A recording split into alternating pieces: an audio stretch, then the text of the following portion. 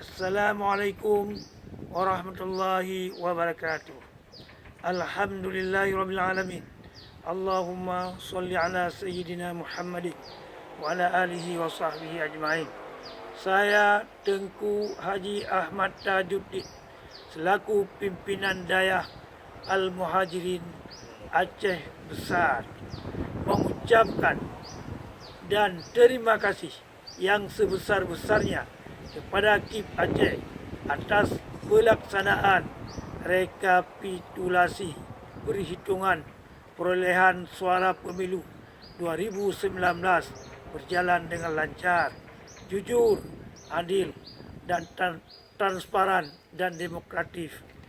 Dan saya menghimbau kepada masyarakat agar tidak terprovokasi untuk melakukan tindakan yang tidak sesuai dengan hukum yang berlaku.